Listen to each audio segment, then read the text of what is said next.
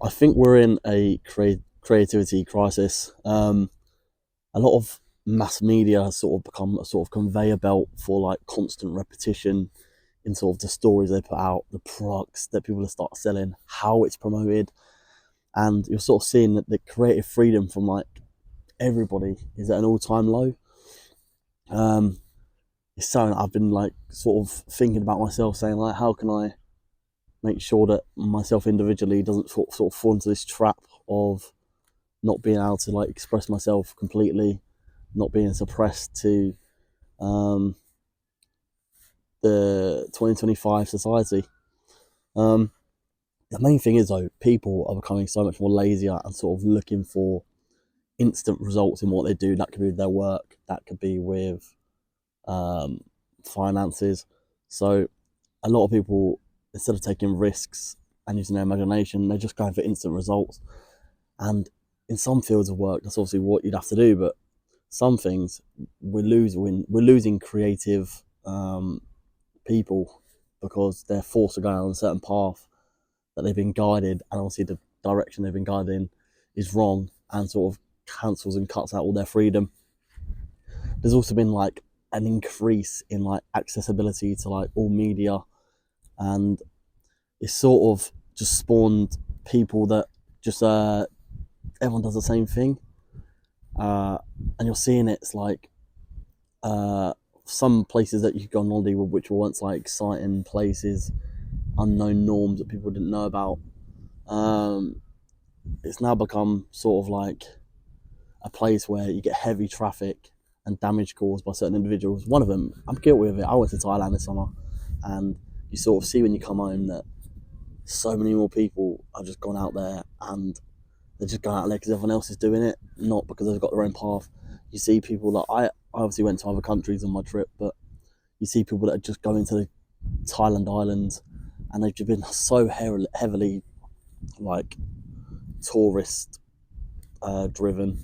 The like the actual beauty of the island is gone, and you're sort of just seeing uh, a sort of westernized society on these islands, and it sort of just ruins the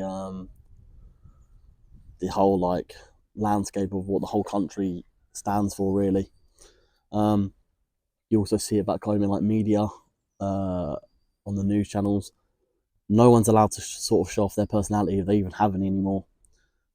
They've sort of been suppressed, nerfed, and they just don't really show off any humour on these channels to the newer generation. And you're seeing that in media that is being driven for younger children, like TikTok, where they're sort of just all the humour is being cut out of this current media. That the newer like social medias like TikTok and that, the people that are pushing this promotion, like 20-year-olds, they're pushing out rot for these kids, which like makes their intellect drop right down.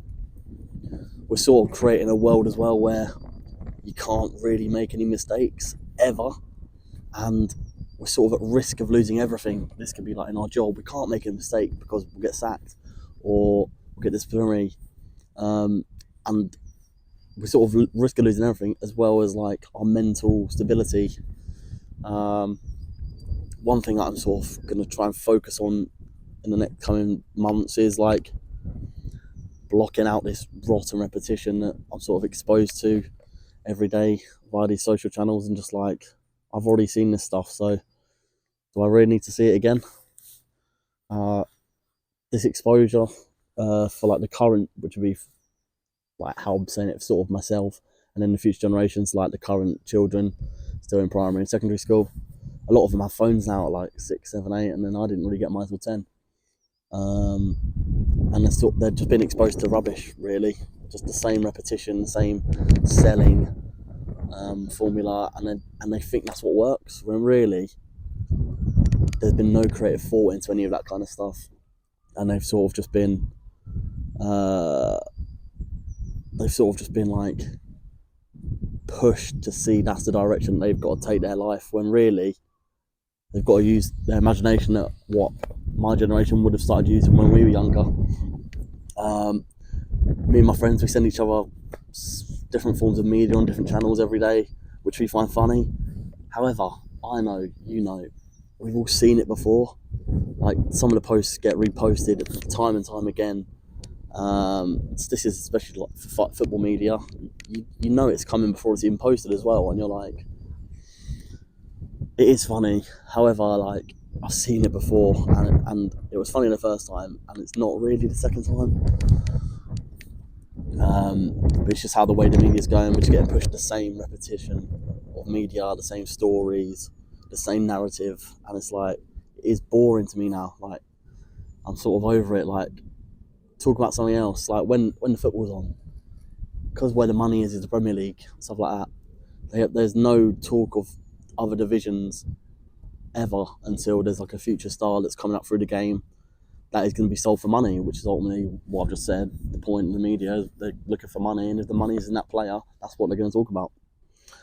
And obviously, when we send this media to stuff, all this like rubbish, this rot, I can sort of now identify when I'm speaking to someone who's heavily influenced by this sort of repetitive media. And although I'm not the best conversationalist, I believe I sort of come off smarter than the average person compared to, like, because I know what media I'm being exposed to, and I sort of know how to behave in terms of viewing it. I think people are sort of following this one route where they see, well, this is where I'm going to go on holiday, this is where everyone else is going on holiday. I think my dreams are sort of uncommon. I want to go places where people haven't been. One of my bucket lists is a jazz bar. Like, how many people are really like thinking about that kind of stuff? And I'm like, it's up there for me, top 3, jazz bar, New York. Just like away from this sort of like rap music, this R&B, like this sort of sense of just relaxation in the jazz bar with like a piano. It's like, it's everything that I want to be surrounded by. And also seeing as well with this creative narrative is that people are just making less effort, taking less risks, and what they are, especially with like traveling, if things haven't been tried or reviewed via any social channel, because that's what people are doing now. They're seeing if it's good before they go, instead of just taking that leap and seeing and just doing it. And sometimes, like, when I was traveling summer in Vietnam, we'd book a hostel for like $2, and like, we had no idea if the bed was going to be nice.